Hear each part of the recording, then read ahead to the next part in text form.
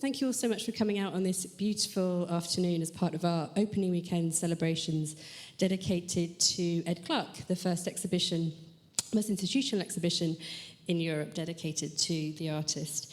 It's my real pleasure to welcome Melanca Clark, Ed Clark's daughter, and writer and editor Allie Biswas here to turn a contemporary this afternoon for In Conversation. By way of a brief introduction, Melanca Clark is a non-profit leader and has served as president and CEO of the Hudson-Webber Foundation from 2016 to 2023. Melanca previously served in several senior positions in the Obama administration, including Chief of Staff of the Office of Community-Oriented Policing Services at the US Department of Justice and Senior Policy Advisor with the White House Domestic Policy Council. She also served on the Biden-Harris Presidential Transition Team. Prior to her government service, Melanca held several positions as an advocate, including at the Brennan Center for Justice at the NYU School of Law and the NAACP Legal Defense and Education Fund. Melanca is a graduate of Harvard Law School and Brown University, and today she's dedicating significant time to honoring her father, Ed Clark. Allie Biswas is a writer and editor who is based in London. Her most recent publication is a collection of essays by the critic Larry Neal, Any Day Now Towards a Black Aesthetic, which she edited and is also available in our gift shop. Just a plug. She is co-editor of The Soul of a Nation Reader, Writings by and About Black American Artists, 1960 to 1980, which includes a really important text by Clark that's featured in our archival display upstairs. Allie is currently working on the first comprehensive monograph on the artist Hugh Locke, which will be published by Yale University Press in 2025. And very happily, she's also working with us to convene an academic roundtable on Ed Clark, which is part of our ongoing research into the artist. So Allie and Melanca are going to be in conversation for about half an hour to 40 minutes or so, and then we'll have 20 minutes for questions. And I just have to mention as well, as you can tell, the event is being filmed. Welcome. Thanks so much, everyone, for coming this afternoon. We're really thrilled to be here. I wanted to start with the first painting that people see when they first walk into the show, which is a self-portrait that Ed painted between 1947 and 1949 when he was in Chicago. And I think it's an important painting in that it really sets the context for how he started working as an artist. So he comes to Chicago after serving in the Air Force during the war. And in 1946, he enrolls at the School of the Art Institute in Chicago. What do you think his impetus was at that point? For the self-portrait? Yeah, why was he interested to study art? Well, I think I guess I'll answer two questions. I think for him, he knew he had this talent, and of course the GI Bill, which afforded him the opportunity that he in no way would have had to go to the Art Institute of Chicago. That's what it did for him, and he... Oh, that's better. Okay. So it was such a gift in so many ways, because of course the GI Bill is also what enabled him to go to Paris. But the self-portrait, as I understand it, it wasn't even necessarily for the school. So he did the work while he was in school, but he did it at home. And exactly, he painted it he was living with his parents. He was painting it at night under fluorescent light, which he didn't think much of until he got to see the alternative in other places. But I know for him, it's a piece, Dad would say to me often, never get attached to your paintings like they're to go out in the world, but it is one of his pieces that he never sold and that he impressed upon me. So that piece is in my collection and will be let my two kids fight over it and that sort of thing. But for him, it is the very piece that told him that he was an artist.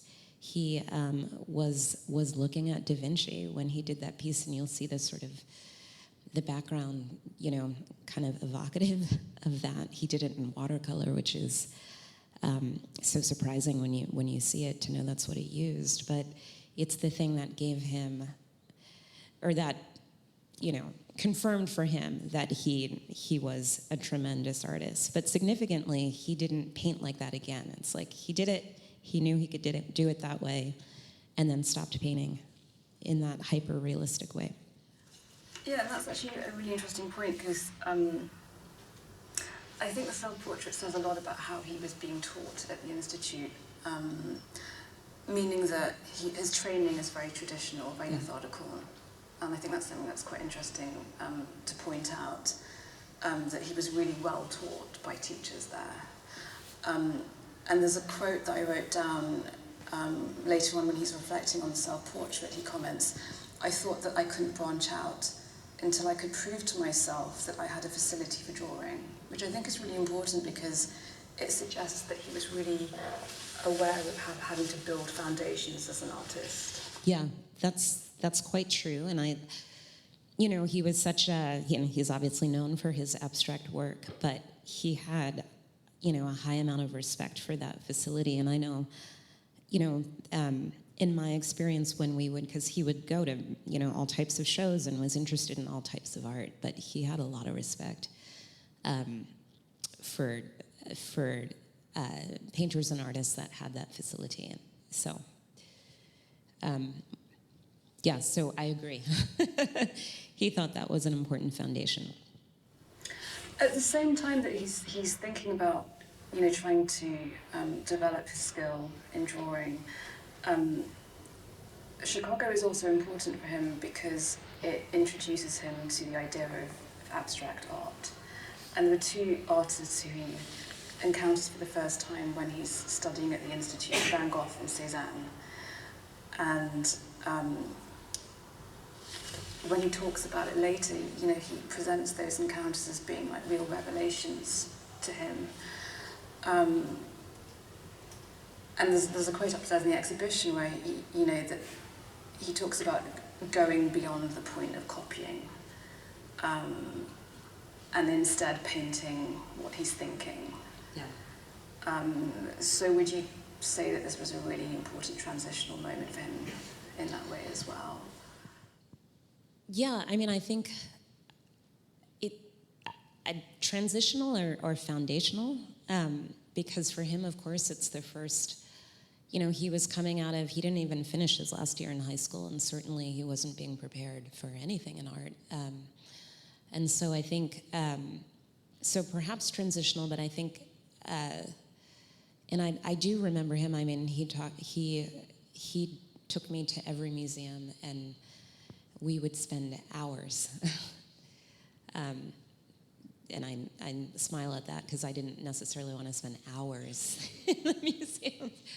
But he was an encyclopedia in terms of his knowledge, not just of the art and the formal construction, but about the artists' lives. And Cézanne, I just mentioned because he would be quick to kind of point out that even as it was figurative, the focus on the color and the light and those sort of things. So yeah, I think it was very much both foundational and perhaps, started his thinking about being not tethered to the representation, literally. I think what the exhibition really highlights is the development of his abstraction. There's some really important key works that tracks his evolution as an artist. We have to talk about Paris. It's such an important part of his life and the way that he developed as an artist. One of the things that comes up is, we mentioned that the self-portrait was painted, at night, indoors. When he goes to Paris, he starts painting using natural light, which is, again, a really tremendous shift for him in the way that he thinks about painting. But there's a great little passage in the documentary upstairs where he talks about the studio he had and how he just cut out a patch, or the person that owned the precarious space cut out, a skylight for him, and what a difference that made for him. I think also just the freedom to, be painting in the daylight, to have the time in the studio. He went to 2 different schools there in Paris, and I know one of them maybe it was more, I'm going to call it formal instruction. The other was just really studio time, which he appreciated as well. So yeah, it was really extraordinary to both have the time to be in the light as he worked, and also the light was different in Paris. You know, he felt that strongly too. He felt it was like a different atmosphere. Something else that happens when he first goes to Paris in 1952 is he encounters a painting. We've spoken about this before, but I want to bring it up again today. A painting called The Footballers, by Nicolas de Stael, which was included in an exhibition which Ed's work was also included in. But again, he talks about this painting as really being something that he'd never seen before. I think he describes it as, never seeing a painting with such big strokes. Yeah. And I would argue that it's that painting that really makes him to start thinking about abstract painting, and trying to incorporate that style of painting in his own work. Yeah, I mean, the irony with it is that I think he saw it in person first, and I don't know the distance at which he was from it, but he, to your point, was just taking in the strokes and the color and the composition, and he didn't know until the newspaper came out and they had the reprint of it that it was even figurative at all, that it was a reference point to people playing soccer, football. So it's sort of, obviously de Stael was doing his own experimentation of not such a literal rendering of the form, but still had that reference. But Dad, in his first appreciation of it, didn't even have that tethered to it in his understanding of the work. So I'm sure, it opened up a portal in his brain to start that experimentation. I mean, how important do you think that being in Paris was at this time? There were other artists from America working around him, and he was in touch with those people. Yeah. Both Delaney was one of them, later Joan Mitchell, Sam Francis, Al Loving. Was he part of a community, or was he really working by himself? Yeah, he was very social, always throughout his life, and wherever. My experience of him is very much like sitting court and having his many friends come be with him. But Paris, in every way, that was transformational. I think, he had, before Paris, he hadn't traveled. I'm not even sure he'd been to New York at that point, which is interesting to think about. So he had this sort of beauty of Paris, although when he moved, it was cold. He enjoyed being there. He was, but still it wasn't, he was getting acclimated. He was renting a room in a multi-story building where the first 2 floors were like a prostitute house, and the same woman owned all 3, but she was very strict. If you weren't there on the 2 floors, it was very proper, but what a sort of smash up. And he talks about, this is just the city part, but just, springtime came, and he's like, I fell in love with that city like you fell in love with a woman. He just loved the city itself. And then for the community, he talks about all the time. I mean, there was it changed over time. I think in the beginning, the GI Bill, there were so many expats, and not all of those folks were serious artists. And he was aware of that, not judgmental, but it was a mixed crowd in that way. He does talk about, sort of after the GI Bill ran out, sorry, this is kind of a random story, but I remember him talking about really just how hard it was to be there with no money, just like literally the starving artist. And, all the artists were in the same boat, so he did appreciate that, which is your question. But there was one friend he mentioned, like, his parents came from America and took them out to, like, some fancy dinner, and he realized that he'd been sort of slumming it with them. And kind of noticing that. But anyway, certainly I think for his practice, for his experience of the city, and then most notably, of course, as a Black American that had that experience coming from the very segregated city of Chicago, the very segregated country of the United States. It was an entirely different experience to be there, and not to have that be the first thing that people, at least as he was experiencing, people experiencing him, to have that freedom just to be an artist first was incredibly important. And I think why he stayed and continued to go back. Yeah, I think the response in Paris was refreshing, like you say, because it was about whether or not you were good enough as an artist, and he really responded to that. Yeah. And, you know, because he was so interested, he talks a lot about being interested in exceptional artists. So when he's thinking about references for his work and people who actually interested him, he always comes back to artists who he gravitated towards, he would define as exceptional, and anyone who was not exceptional, he wasn't particularly interested by. Yeah. So I think that that's what being in Paris gave him as well, that, you know, he felt like he was in the right company as well. Yeah. So towards the end of his stay, he leaves Paris in 1956, and we must touch on, you know, the most important thing, which is that he starts to use a broom to paint. Yeah. There's an amazing painting upstairs called Locomotion from 1963, which he made when he was actually back in America, but it's an incredible example of how he uses the broom to make the paint across the canvas. And you really see that physicality and the movement there. And he calls his use of the broom the big sweep. Yeah. Is that the moment that you think he really feels as though he is working as an abstract? Yeah, I certainly buy that piece. You know, his first piece that he defined as abstract is called The City, actually, and it started out as a figurative representation of a scene in Paris. And as he was making the piece, you know, almost in spite of himself, it turned into complete abstracted planes. Is that in response to the style painting? I actually don't know if it was directly. I think that painting is 53. So I'm not sure, but he described sitting down to make something that was representational and leaving the canvas with it being abstract.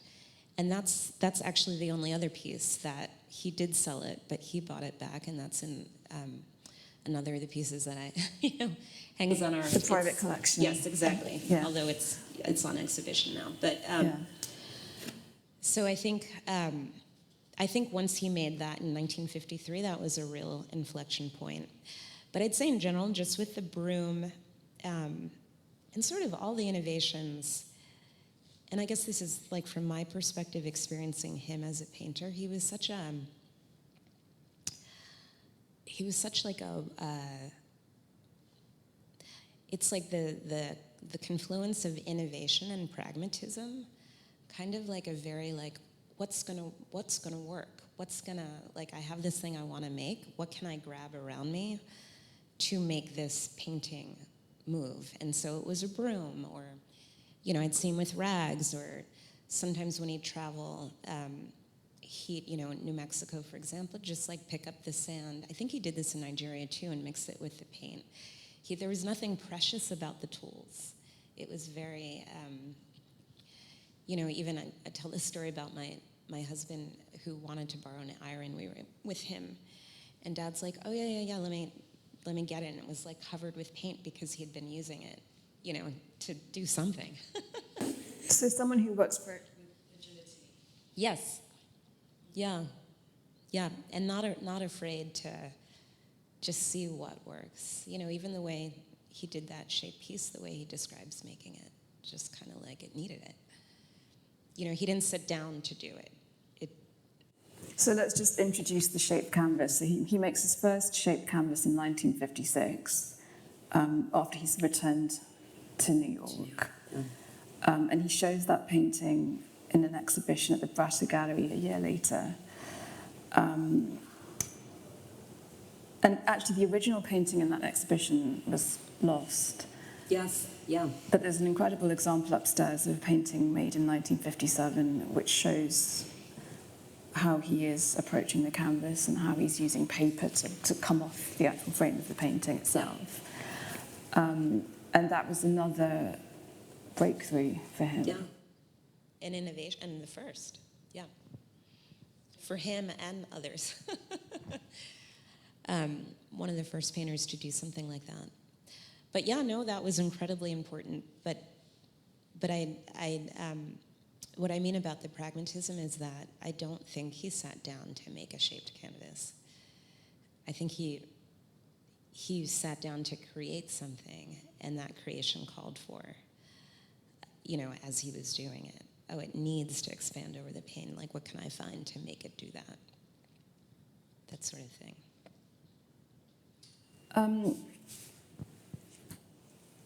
If you've seen the exhibition, you really get a sense of how important moving to different locations is for Ed throughout his life.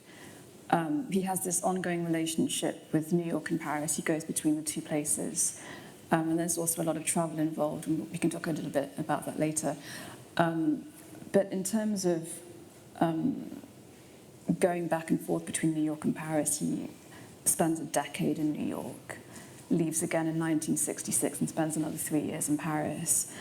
And that, to me, feels like a rejection of America at that point when he returns to Europe. And he says that he goes to Paris because in Paris painting still counts, which I think is a really important quote.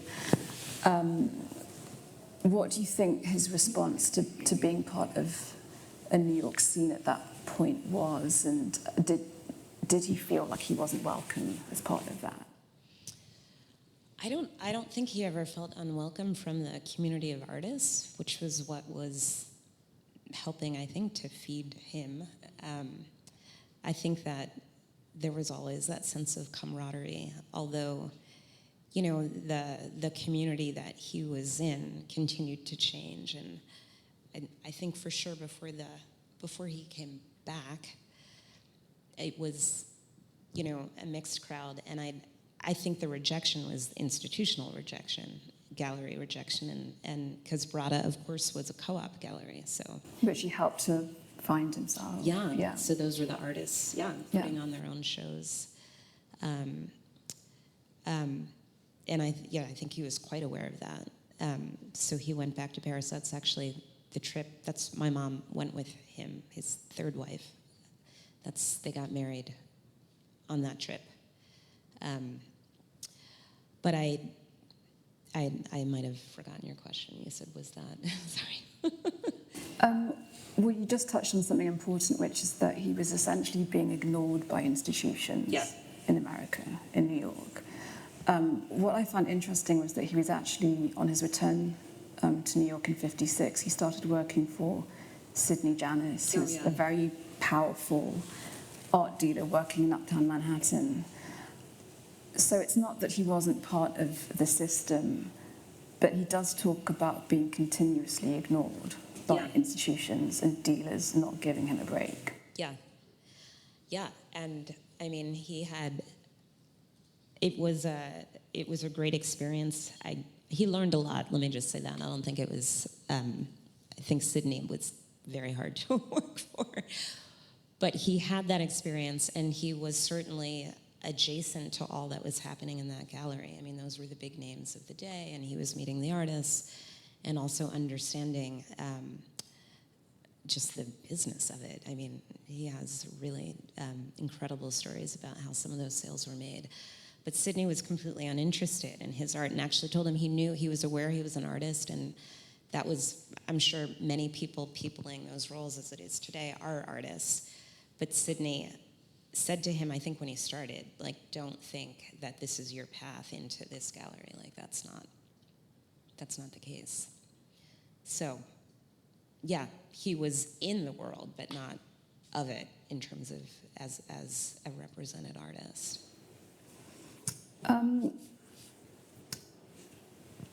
When he transitions into the 1970s, I feel as though there's more acknowledgement of his work in America. In '71, he shows in a landmark exhibition called the Deluxe Show in Houston, Texas, which is an exhibition of largely abstract painting and sculpture. It's international in scope, and it's one of the first exhibitions in the US to be racially integrated in terms of the artists being shown. And in that same year, he also shows at the residency of Donald Judd, who's by that point a very important artist in New York. And I think the 70s is a very important decade for him as well, because he makes the oval paintings for the first time.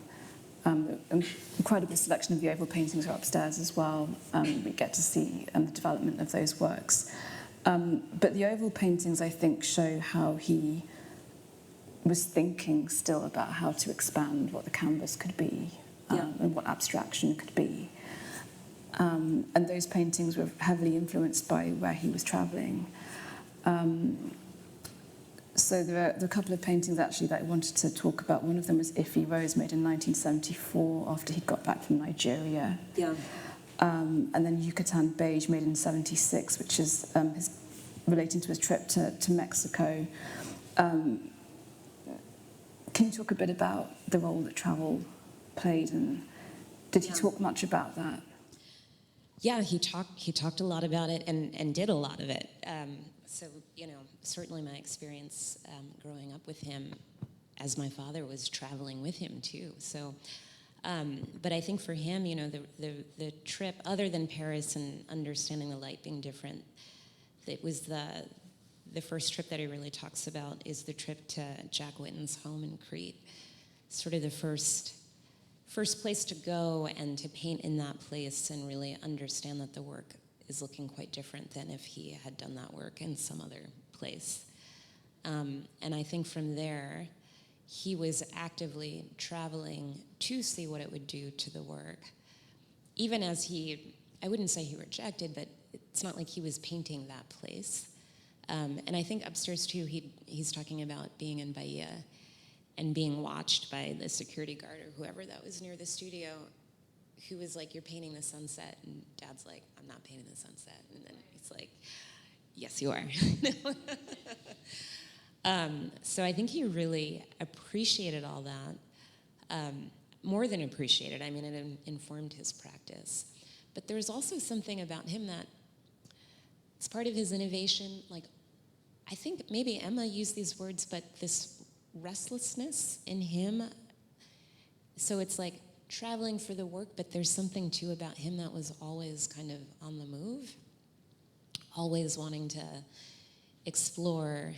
I mean, there was just this sort of human curiosity piece of it too, because of course he was painting, but he also, my experience of traveling with him, I wasn't with him watching him paint. Like, we would be out in those places, and he always had a girlfriend in those places. That was, I think, he had a girlfriend everywhere. He had a girlfriend in every port, right? But just sort of coming into those places in a way that really wanted to kind of be there, be in it, be of it as best he could. So, how do you think that Ed developed his painting towards the end of his career in life? I mean, he passed in 2019. Yeah. It's really been very recent that visibility and awareness has been brought to his paintings. It's taken a long time to get to this point. Yeah. Did he ever talk about his feelings about that? And I guess the persistence that it takes as an artist. Because if there's one thing I think that comes across in the way that he talks, it's the supreme self-confidence, actually, which is incredible. Real self-belief. Yeah, he had that. Someone was asking me the other day, like, where did it come from? Where did it come from? I was, rambling on, and then I was just like, I think from the work, right? Like. But that said, I'm sure there are many talented artists that don't have that confidence and probably pack it up and do something else. And I think for him, I mean, it almost felt like it wasn't a choice. And he would say to me, because one thing he didn't, and I'll talk in a minute about kind of what he said about the ignoring part of it, but it was never going to be that he wasn't going to be an artist. And luckily, he was at least people were collecting. So he was able to make his living to be an artist, and I think he thought that was a real privilege because not everybody can do that. But he'd also say to me, like, you know, if I wasn't selling, like, don't you worry, like, there's nothing I wouldn't do. Like, I would be out on the road, like, drawing people's faces to make money if I had to, which I would laugh about, right? Because there are other things he could do, like get a different job. Like, you know, it was going to be art, whatever it was going to be. But for him, I think he had a clear sense that the recognition was going to come. And, you know, as his child, my experience of him was joyful, and it also was an experience of being at the center of things. And, you know, I used to say growing up that as a kid, I assumed that most artists were African American, not all of them, but most of them. And I also thought that most African American, most artists were African Americans, and most African Americans were artists.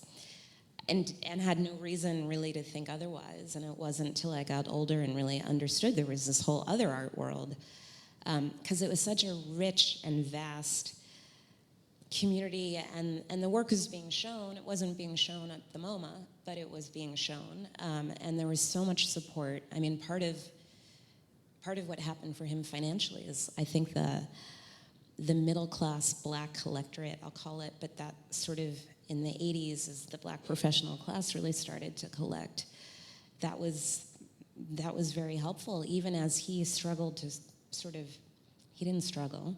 He had a clear point of view about not wanting to be in shows that were like African American labeled shows. He hated it, and actually there's a letter upstairs that speaks to that. Yeah. But he still was part of a community that was very supportive of him, and he had appreciation for that, and he benefited from that. So I would say, you know, even the way he kept his archives, the way he would drill things into me, you have to remember, like, I'm sitting here like, what did I forget? What would he want me to say? But he was like, you have to know this stuff. So it is a bit of a balm that, you know, as late in his life and after he passed, he's getting more recognition. He still would not think it's where it should be, and that may not happen in my lifetime. But he was sure. He was sure of his talent, like he just was. Just sort of beautiful to experience that, even someone that was so committed. To have a parent so committed, I think was a real gift too. Just in general, to see someone, you know, not that he wasn't discouraged, I'm sure. There's so many things, so many instances of rejection. But he just kept at it. Like, no question. Shall we take questions? Yeah. Does anyone have any questions? Yeah. Oh, Brittany's. That was very interesting. The question I have for me is a bit of a complicated one, but really it boils down to you have been very involved in politics, and I wondered if you could talk a bit about Ed's politics. And I'm thinking about the context of politics and abstract painting in the 1950s. The CIA was very involved in promoting abstract art in the 1950s through the Congress for Cultural Freedom, which was based in Paris. But it's clear that he had a relationship to civil rights politics, but I was wondering what kind of relationships did he have to the politics of the 1950s in the post-war? Yeah, actually, Allie and I were just talking about his trip to Cuba with Amiri Baraka. I think he was on Leroy Jones. So he was politically minded. I'm curious to hear about this. I didn't know that fact about the CIA and abstract art, but he was very proud to know that he was on, they kept lists of people, and he was quite proud that he was on one of those lists. I guess it got, released in later years.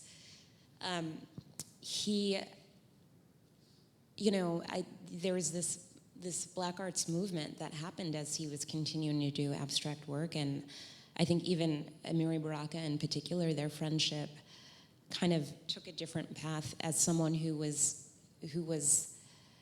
I think he shared the feeling, the rage actually about what was happening in America and had been happening, but didn't put that in the work. And there were many black artists that felt that work had to be legibly political.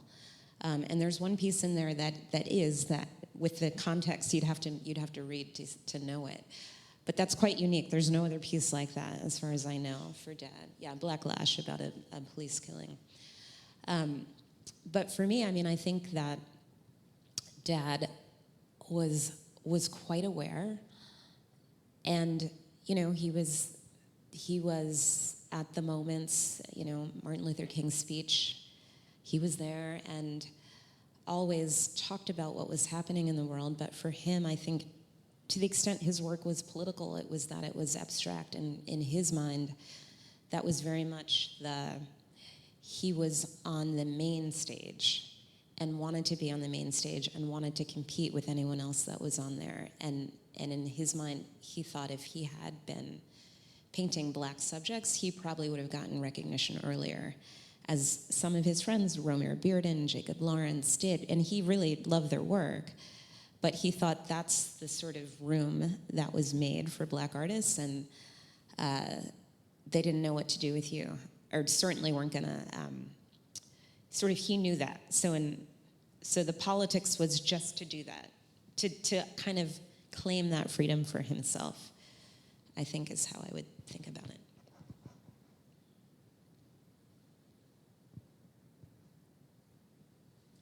Yes. I wondered if you could speak a little bit about the way that he worked. There's a great oral history that he did with Jack Whitton, kind of about 5 years before he passed away, I believe. And Jack is describing his studio, and I think there's people in the room that have been. And if you could say a little bit about the way that he worked, because I think you spent so much time there yourself growing up. Yeah. The speed at which he worked the materials, I kind of could give a sense of that. Yeah, sure. There's actually, when he passed, one of his assistants wrote a poem, or had a poem that we put in the program that talked about the dance. So, he started every morning. I won't get this detailed, but I'll just mention it was a ritual. He'd go down and get his paper and the New York Times and his coffee and croissant every morning.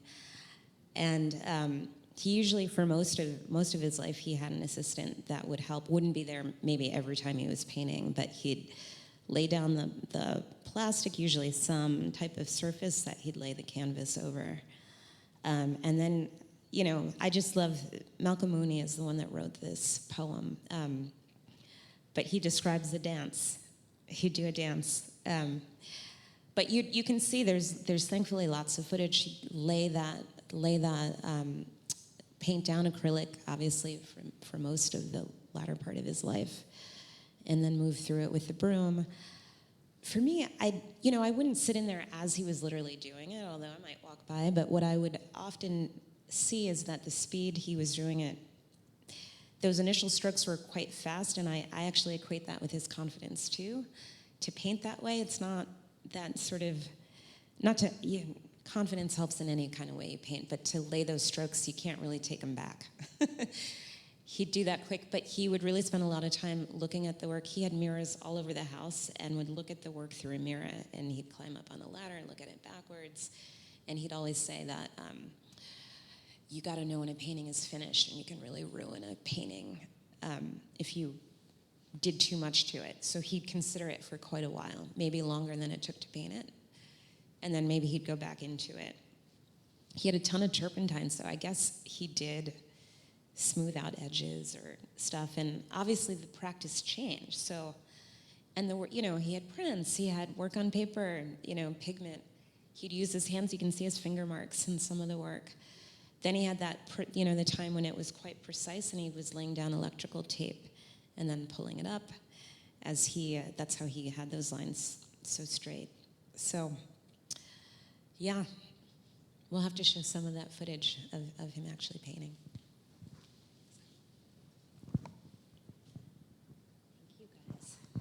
thanks for being here too. I'm interest, and I hope everybody has a chance, if you haven't, to walk through the exhibition.